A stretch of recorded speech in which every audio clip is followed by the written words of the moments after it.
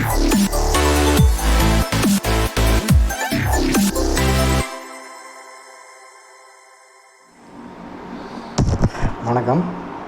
நான் உங்கள் ஜோதிடர் சாய் கோபி பேசுகிறேன். ஸோ தொடர்ந்து நம்ம வீடியோ போட்டுட்ருக்கோம். ஸோ இன்றைக்கி ரொம்ப உபயோகமான ஒரு விஷயம், அக்ஷய திருதியை பற்றி பேசலான்னு இருக்கோம். ஸோ இந்த குறிப்பு உங்களுக்கு நிச்சயமாக பலன் அளிக்கும். ஏன்னா அக்ஷய திருதியை எதுக்காக கொண்டாடுறோம் அப்படின்றது தெரியல பல பேருக்கு. ஸோ என்ன செய்யணுங்கிறது தெரியல. ஸோ அது தெரிஞ்சு பண்ணணும் ஒரு விஷயத்தையும் அப்படின்றது நம்ம எப்போவும் நினைக்கிறது. எதுக்கு செய்கிறோம், உங்களுடைய காரியத்தை செய்யும்போது பல விஷயமான பெனிஃபிட்ஸ் வரும். ஸோ அதை பற்றி சொல்கிறோம். ஒரு சின்ன பதிவு தான், தொடர்ந்து பதிவுக்கு இருக்குது. ஸோ இந்த வீடியோக்கு போகிறதுக்கு முன்னாடி நீங்கள் உங்களுக்கு பிடிச்ச லைக் பண்ணுங்கள், கமெண்ட் பண்ணுங்கள், உங்களுடைய ஆக்கப்பூர்வமான கமெண்ட்ஸ், சப்ஸ்கிரைப் பண்ணுங்கள். ஸோ மேலும் இது சம்மந்தமாக பல வீடியோக்கள் போடுறதுக்கு இது டெஃபினட்டாக இது யூஸ்ஃபுல்லாக இருக்குது. ஓகே, நன்றி. வீடியோக்கு போகலாம். அக்ஷய திருதியைனா என்ன அப்படின்னா, அக்ஷயம் அப்படின்னா நமக்கு வளர்றதுன்னு பேர். வளர்ச்சி, ஐஸ்வர்யமான நாள், மிகச்சிறந்த நாள், சுப காரியங்கள் செய்கிறதுக்கு நல்ல நாள். இதில் தெரிஞ்சுக்கிட்டணும். அள்ள குறையாதது அப்படின்றதும் அதனோட அர்த்தம். தொடர்ந்து வரக்கூடியது, அதாவது சித்திரை மாதம், எல்லா வருஷமும் சித்திரை மாதம் அமாவாசைக்கு அப்புறம் வரக்கூடிய 2 நாள் கழிஞ்சு வரக்கூடிய திருதியை அப்படின்ற திதியை குறிக்கிறதுனால தான் திருதியை. அக்ஷயம்னா தொடர்ந்து வளர்ச்சி அடைகிறது, அதனால அக்ஷய திருதியை என்ற பெயரை பெற்றது. சரி, இப்போ நம்ம நிறைய பேர் தங்கம் வாங்குகிறாங்க. அது பெரிய ஒரு விளம்பரத்தினால அடிப்படையில் மக்கள் வெள்ளால குறையாதுன்னு வாழ்ந்துட்டாங்க. இது நம்ம ஒரு தடை சொல்கிறதெல்லாம் ஒன்றும் இல்லைங்க. தங்கம் வாங்குறதுன்னா வாங்கிக்கலாம், ஆனால் சாஸ்திரப்படி என்ன செய்யணும் அப்படின்றத தெரிஞ்சுக்கிடுங்க. ஸோ இதுதான் ரொம்ப முக்கியம். சாஸ்திரங்களில் கூறிய விளக்கம், அக்ஷய திருதிக்கு என்ன செய்யணும்னா, யஷ்யாம் ஸ்நானம் ஜபோஹோம ஸ்வாத்யாய பித்ருதர்ப்பணம் தானம் ச கிருதியே கிஞ்சித் தத் சர்வம் சியாதிக க்ஷயம் அக்ஷயம் அப்படின்றாங்க.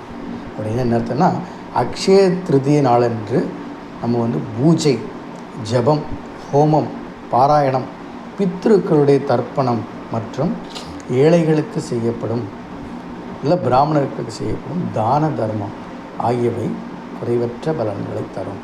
இதுதான் அதனுடைய அர்த்தம்.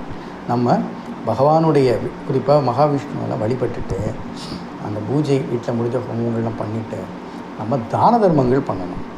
நம்ம எந்த அளவுக்கு தான தர்மங்கள் இந்த நாள் பண்ணுறோமோ அந்த அளவுக்கு நமக்கு குறையாத தர்மங்கள் சேரும் இந்த நாளில் அப்படின்றது தான் ஐதீகம். சரி, நம்ம எந்தெந்த வகையான தானங்கள் பண்ணலாம் அப்படின்னா, நீர்தானம் மிகுந்த புண்ணியத்தை தரும். படுக்கை அல்லது போர்வை தானம் மகிழ்ச்சியை தரும். வஸ்து தானம் நீண்ட ஆயுளை கொடுக்கும். குங்கும தானம் மாங்கல்ய பலம் கொடுக்கும். சந்தான தானம் விபத்துகளை தவிர்க்கும். தாம்பூல தானம் அரச பதவி கிடைக்கும். தேங்காய் பித்திருக்களுடைய ஆசீர்வாதம் கிடைக்கும். மோரடித்தல் கல்வி பலம் கொடுக்கும். பாத்திரங்கள் தானம் பண்ணுறது திருமணத்தை அளிக்கும். செருப்புகள் தானம் பண்ணுறது நரகத்துக்கு போவதை தடுக்கும். குடை தானம் தடைகளை நீக்கும். கோதுமை தானம் மகிழ்ச்சி அளிக்கும். தயிர் சாதம் குறைவில்லாத அன்னம் நம்ம 11 தலைமுறைகளுக்கு கிடைக்கும் அப்படின்றது ஐதீகம். ஸோ இது இந்த அக்ஷய திருதியை போல் நாட்களில் நம்ம செய்யும் பொழுது நமக்கு என்ன கிடைக்கும், நீங்காத நம்ம வாழ்க்கையில் சந்தோஷம் நம்ம பரம்பரைக்கும் கிடைக்குங்கிறது நமக்கு ஐதீகம். ஸோ சிம்பிளான விஷயம் என்னென்னா, நம்ம வாங்கணும்னு நினைக்கிறோம், அதை விட நம்ம கொடுக்கணும்னு நினைக்கும் பொழுது இந்த நாட்கள் நல்ல நாட்கள் நம்ம செய்யும் பொழுது நம்ம பிறருக்கு செய்யும் உதவிகள், நம்ம வீட்டுக்கே நம்ம செய்யக்கூடிய விஷயங்கள், வாங்குகிற விஷயங்கள், இதெல்லாம் செய்யும் பொழுது நம்ம வாழ்க்கையில் நம்ம கொடுக்க திருப்பி நமக்கு கிடைச்சிக்கிட்டே இருக்குன்றது தான் சிறப்பு. அதை எப்போ கொடுக்குறதுன்னா இந்த மாதிரியான இதுதான் கரெக்டான நாள். இது போக நமக்கு அரிசி, உப்பு, நெய், சர்க்கரை, காய்கறிகள், புளி, பழம் ஆகியவற்றையும் நம்ம கோவிலுக்கோ தெரிஞ்சவங்களுக்கு இல்லை பக்கத்தில் வீட்டில் இருக்க எல்லாருக்கும் தானமாக கொடுக்குறது மிகச்சிறந்த நாள். மகாவிஷ்ணுவுக்கு வழிபாடு செய்யலாம். ஆடு மாடுகளுக்கு கூட நம்ம என்ன செய்யலாம், உணவளிக்கலாம் அப்படின்றது விஷயங்கள். ஸோ நம்ம அக்ஷய திருதியைனா நம்ம என்ன விளக்கம், சின்ன விளக்கத்தை நம்ம தெரியணும். எதுக்கு இந்த அக்ஷய திருதியினால என்ன பெனிஃபிட்ஸ் அப்படிங்கும்போது அதனுடைய மூல காரணம் பார்த்தோம்னா, நம்ம சிவபெருமான் பிரம்மதேவருடைய தலையை கொய்யும் பொழுது அவருடைய தலையானது சிவபெருமானிடமே திருப்பி ஒரு திருவோடாக கையில் விழுந்தது.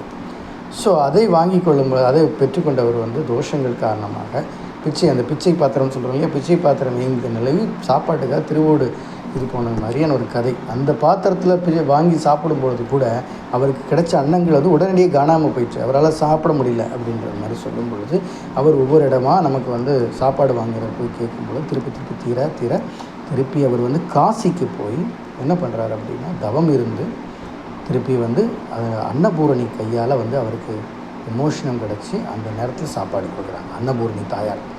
ஸோ அதிலிருந்து சாப்பாடை பெற்றுக்கொண்டவங்க வந்து அது குறையாமல் திருப்பி மேலும் மேலும் வளர்ந்தது. சிவபெருமான் அதை வந்து வாங்கி கொண்டார் அப்படின்னு அன்னபூரணி கையால் வாங்கி கொண்ட நாள் பார்த்திங்கன்னா நமக்கு அக்ஷய திருதியான நாள். ஸோ அதுதான் அந்த அக்ஷய திருதிக்கான ஒரு அர்த்தமாக பொருள் பெற்றது.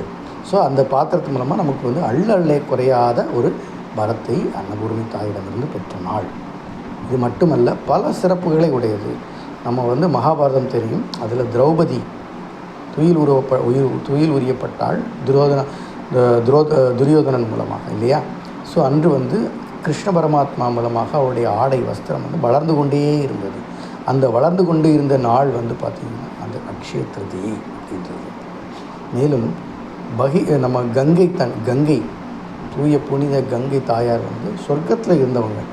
அந்த சொர்க்கத்தில் இருந்த அந்த தாயார் கங்கை வந்து பார்த்திங்கன்னா நமக்கு வந்து பகீரதன் அப்படின்றவருடைய தவத்துக்கு இணங்கி அவருடைய பிரார்த்தனைக்கு இணங்கி நம்ம பூமியில் வந்து கங்கையாறு ஓடிய நாள் வந்து பார்த்திங்கன்னா அக்ஷய திருதியை. மேலும் மகாபாரதத்தில் நம்ம யுதிஷ்டர் வந்து காட்டுக்கு செல்லும் பொழுது அந்த ஐவருடன் சேர்ந்து இருக்கும்பொழுது அவங்களுக்கு சாப்பாட்டுக்கு ஒரு கஷ்டங்கள் வரும் பொழுது அக்ஷய பாத்திரத்தை பெற்றுக்கொண்ட நாள் பார்த்திங்கன்னா அக்ஷய திருதியை. எல்லாத்தையும் விட நம்ம எல்லோரும் பணத்துக்காக ஆசைப்பட்டுருக்கோம் இல்லையா, பணம் வேணும் அப்படின்னு சொல்லி. ஸோ குபேரன் வந்து மகாலட்சுமி வழிபட்டு செல்வத்திற்கு அதிபதியாகி மிகப்பெரிய குபேரனாகி செல்வத்திற்கு கடவுள் என்று பெயர் பெற்ற நாளும் இந்த அக்ஷய திருதியை நாள் தான்.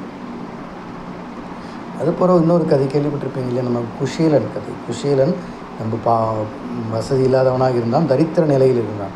கிருஷ்ணருக்கு அவள் கொடுத்து கிருஷ்ண பரமாத்மாவுடைய அருள்னால் குஷேலன் வந்து அவருடைய குடும்பம் 10 தலைமுறையில் வாழையாக வசதியாக மிக கோடீஸ்வரனான நாள், தங்கத்தால் குளித்த நாளும் பார்த்திங்கன்னா இந்த அக்ஷய திருதியை தான்.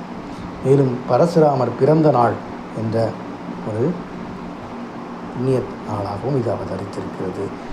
நமக்கு வந்து ஒரு ஏழை தாய் தந்தையருக்கு கஷ்டப்பட்டிருந்த நேரத்தில் ஆதிசங்கரர் அவருடைய கஷ்டத்தை போக்குவதற்காக கனகதாரா ஸ்தோத்திரம்னு சொல்லக்கூடிய மகாலட்சுமியோட ஸ்தோத்திரத்தை பாடி அவர்களுக்கு வந்து அவருடைய தரித்திரத்தை நீக்கி மகாலட்சுமியோட கடாட்சத்தையும் அருளிய நாளும் அக்ஷய திருதியை. ஸோ மொத்தத்தில் இந்த நாள் வந்து அக்ஷய திருதியை மிக சிறப்பான இத்தகைய நாளில் நம்ம இறைவனை வழிபட்டு வேண்டி நம்ம வாங்கிறது மட்டும் இல்லாமல் பிறருக்கு கொடுக்க பகவானுக்கும் அவருடைய பக்தர்களுக்கும் ஏழை எளியவர்களுக்கும் நாம் மேற்கூறிய சொல்லும்போது எல்லா விஷயத்தையும் நம்ம கொடுக்க இந்த நாளானது வந்து மிக அற்புதமான நாளாக அமையும். ஸோ இந்த நாட்களில் வந்து நம்ம என்ன செய்யலாம், ஏற்கனவே சொல்லியிருக்கோம், இப்போ வேறு பதிவில் நம்ம சொல்லியிருக்கோம். ஸோ இதில் வந்து நமக்கு வஸ்திரதானம், நீர்தானம், குங்குமதானம், சந்தான தானம், ஏழை எளியவர்களுக்கு உப்பு, அன்னதானம், தயிர் சாதம் போன்றவற்றை நிறைய கொடுப்பதன் மூலமாக நம்முடைய வாழ்க்கை, நம் குடும்பத்தோட வாழ்க்கை, மேலும் பல 10 தலைமுறைகளுக்கு வந்து நம்ம அளவில்லாத புண்ணியத்தையும் சேர்த்து கொள்ளும் நாள் இந்த அக்ஷய திருதியை நாள். நன்றி, வணக்கம்.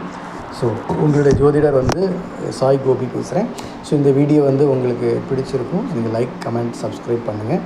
இது மூலமாக, இந்த பதிவின் மூலமாக நீங்கள் வர அக்ஷய திருதியை அன்னைக்கு கொஞ்சம் பேருக்காவது நீங்கள் அன்னதானங்கள் செய்கிறதோ இல்லை தான தர்மங்கள் போய்டோ இறை வழிபாட்டில் வெளிப்பட்டும் பொழுது யாராவது ஒருத்தர் செய்தால் கூட இந்த பதிவு மிகச்சிறந்த நன்மையை நான் பெற்றுக்கொண்டதற்கு சமம். மறக்காமல் சப்ஸ்கிரைப் பண்ணுங்கள். நன்றி, வணக்கம்.